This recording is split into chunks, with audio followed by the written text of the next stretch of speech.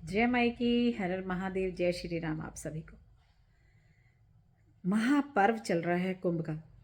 ये आस्था का पर्व है, ये प्रेम का पर्व है, ये सनातन धर्म का पर्व है और ये अपने पापों को, पश्चाताप का, हमसे जो भी कोई गुनाह हो गए उन गुनाहों के लिए क्षमा याचना का पर्व है। कुंभ में जाइए, स्नान करें, लेकिन जिस तरह से लोग कर रहे हैं, आस्था से खिलवाड़ कर रहे हैं, महात्माओं से कैसे कैसे सवाल कहकर जूते खा रहे हैं, वहाँ से वो उनको भगा रहे हैं। इस तरह का कोई भी कर्म ना करें कि आपके जीवन के पुण्य खत्म हो जाएं। ये वो संत हैं जो ना जाने कहाँ से कब निकल कर आते हैं शाही स्नान में। कितने वहाँ पर देव हैं, कितने वहाँ पर, आपको नहीं पता कि वहाँ पर इस टाइम कितनों के पितर आ रहे हैं, या देवता आ रहे हैं, या संत आ रहे हैं, कि कौन कौन वहाँ पर स्नान करने के लिए आ रहा है।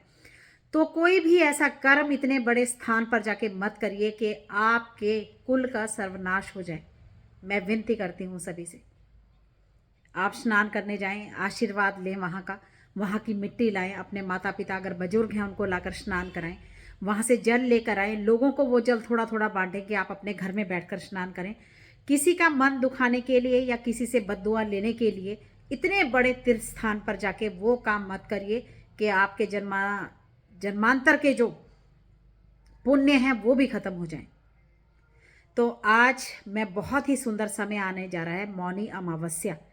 सभी जानते हैं कि ये जो अमावस्या है, अगर आपके घर में पितृदोष है, आपके घर में कोई और श्राप लगा है किसी, देखो कई बार ऐसा हो जाता है कि जाने अनजाने, ऐसा कोई भी नहीं है कि जिससे पाप ना हो। सुबह से लेकर रात तक ना जाने हम कितने पाप करते हैं, कितनी चींटियाँ, कितना क्या, किसी का दिल दुखा दिया, कितने हमारे पाँव के नीचे आके जीव जंतु मरते हैं, कितना कुछ होता है। ये तो हमें लगता है कि मैंने ज़िंदगी में कोई पाप नहीं करे जी, पता नहीं किस चीज़ की सज़ा भगवान दे रहा है। ये तो उठते बैठते सोते जागते होते ही रहते हैं। लेकिन इनसे क्षमा याचना का जो एक्चुअल में कोई ऐसा समय आता है कई बार, जिससे सही में आप जिंदगी में बहुत नीचे से उठकर बहुत ऊपर पहुंच जाते हैं, और ये छोटा सा दान पुण्य पता ही नहीं चलता कब आपकी ज़िंदगी को पलट के रख देता है। जी हाँ, बिल्कुल ऐसा ही अमावस्या आ रही है। ये जो अमावस्या आएगी, तो मैं साध्वी दुर्गा गिरी, आप सभी को जय माता की, हर हर महादेव, ओम काली। तो आज आप लोगों के सामने मैं बहुत छोटे छोटे से वो काम बताने आई हूँ जिसकी वजह से आपके जीवन से कब संकट टल गया, कब आपके जीवन से आपको पता ही नहीं लगा कि कब आपकी ज़िंदगी ने पलटी मार दी। क्योंकि मैंने खुद भी अपने जीवन को बहुत कष्ट उठाकर गुजारा है, और लाइफ में बहुत उतराव चढ़ाव देखने के बाद बहुत मुश्किल से मालिक ने अब जाके कह सकते हैं कि थोड़ी सी सुख की सांस ली है। तो लेकिन मैंने उसका साथ नहीं छोड़ा, मैंने उसका कभी भी उससे विश्वास नहीं उठाया। यहाँ तक कि कई कई लोगों ने तो मुझे ये कहा कि जब तक आप धर्म से जुड़ी रहेंगी तो आप ज़िंदगी में उतना ज़्यादा ही कष्ट उठाएंगी जितना आप धार्मिक होती जाएंगी। लेकिन भगवान ने धार्मिक करते करते मुझे संत ही बना दिया। मतलब इतना ज़्यादा मैं धर्म से जुड़ गई कि मुझसे वो छूटने की जगह मैं बिल्कुल उसके अंदर ही चली गई।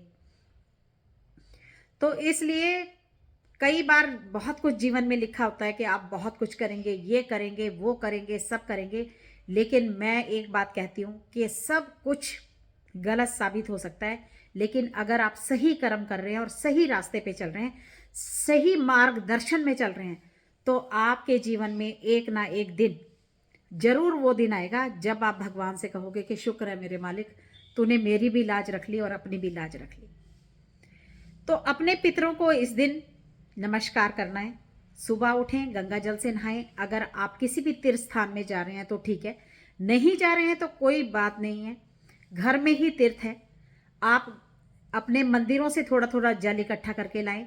आप थोड़ा सा बारिश का जल ले लें, आप थोड़ा सा अपना गंगा जल ले लें।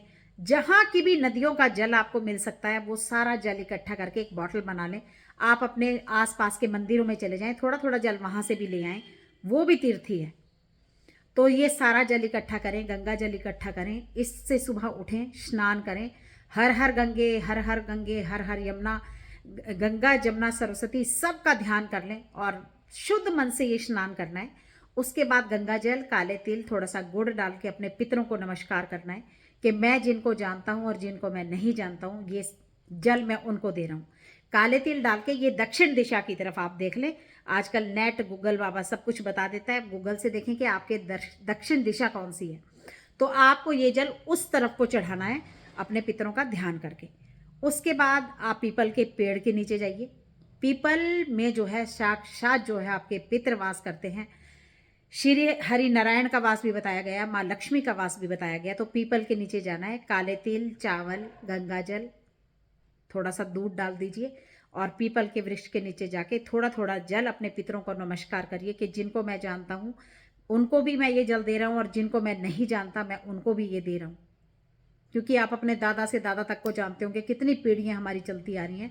तो सबको नमस्कार करना है, सबसे क्षमा याचना करनी है, कान पकड़ने हैं कि जो भी मुझसे कोई, और ये जो क्षमा याचना है मेरे कहने से नहीं करनी है, ये मन से करनी है। ये क्षमा आपके अंदर से निकलनी चाहिए कि अगर मुझसे कोई गुनाह हो भी गए हैं, जीते जी भी हो जाते हैं, हमारी माता पिता से लड़ाई भी हो जाती है, कई बार कुछ लोग घर छोड़ के भी चले जाते हैं, लेकिन ये क्षमा याचना मांगने का समय ना फिर आपको नहीं मिलेगा जीवन में। जीते जी अपने माता पिता से जुड़िए, जीते जी उनकी सेवा करिए। वो जैसे भी हैं, उन्होंने हमें कुछ दिया या नहीं दिया, लेकिन जन्म जरूर दिया है। माँ का कर्जा, पिता का कर्जा, गुरु का कर्जा हम किसी भी जीवन में नहीं उतार सकते। अगर सही मार्गदर्शन में सही गुरु से जुड़े हो ना, वो आपके लिए कुछ कर रहा है या नहीं कर रहे हैं, आप उनसे जुड़े रहिए। धीरे धीरे आप देखना कि उनके आशीर्वाद, सिर्फ आशीर्वाद से ही आपके सारे रास्ते साफ होते चले जाएंगे। तो फिर पीपल के पेड़ में जाइए। उसके बाद पीपल के पेड़ में जल देने के बाद महादेव के मंदिर जाइए, वहां पे जल चढ़ाइए। अब आपने अगर बहुत बड़ा दान, मैं नहीं कहूंगी कि कभी हमारी पॉकेट अलाउ करती है और कभी हमारी पॉकेट नहीं अलाउ करती है, लेकिन इस दिन खीर के दान का बड़ा महत्व है। अगर आप बना के खिला सकते हैं तो आप पहले अपने देवी देवता, पहले पितरों के नाम की एक कौली निकाल दें, उसको अपनी छत पे रख दें।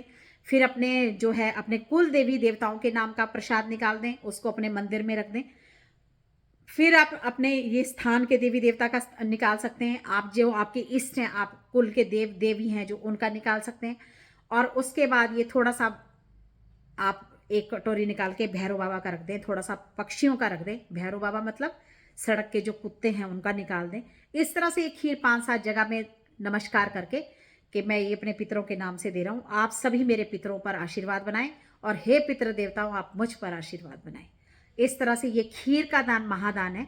अब अगर नहीं बन सकती, कोई दिक्कत है, कोई टेंशन नहीं, आप घर से बाहर हैं, आप नौकरी में हैं, कहीं भी हैं, तो आप थोड़ा सा दूध, थोड़ा सा चावल और थोड़ा सा काले तिल और थोड़ा सा उसमें चीनी रख दीजिए। 10, 20, 50 रुपए रखिए।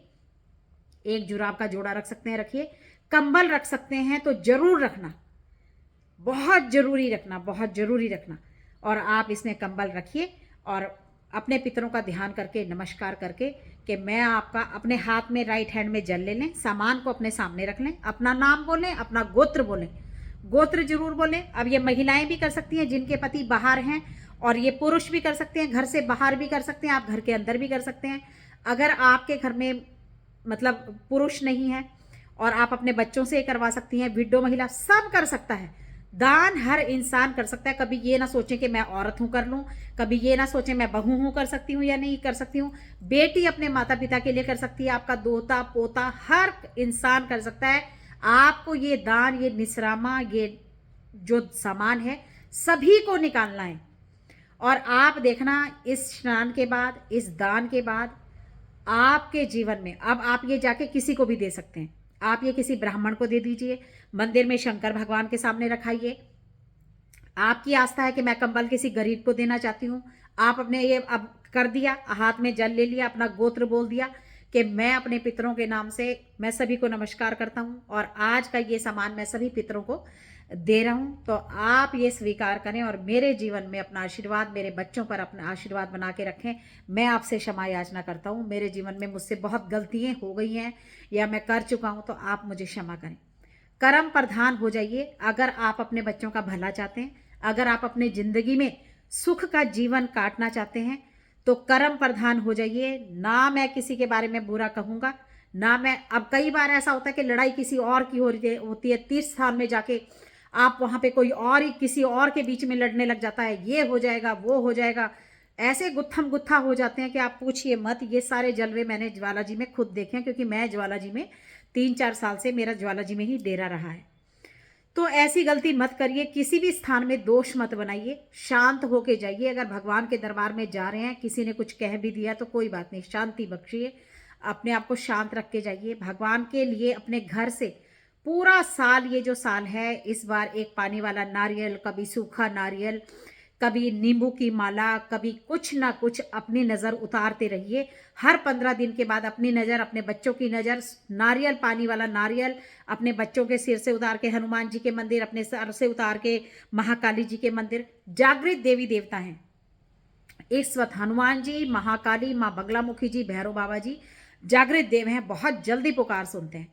तो अगर बिल्कुल सही तरीके से रहना चाहते हो, अपनी ज़िंदगी में सुख शांति चाहिए, अपने घर में कलेश नहीं चाहिए, अपने घर में जीवन में जो अच्छे तरीके से रहना चाहते हो, तो अब 15-15 दिन में अपनी नज़र उतारना। मैंने इंस्टाग्राम पे भी बताया, दुर्गा हिमाचली, आप फॉलो करें।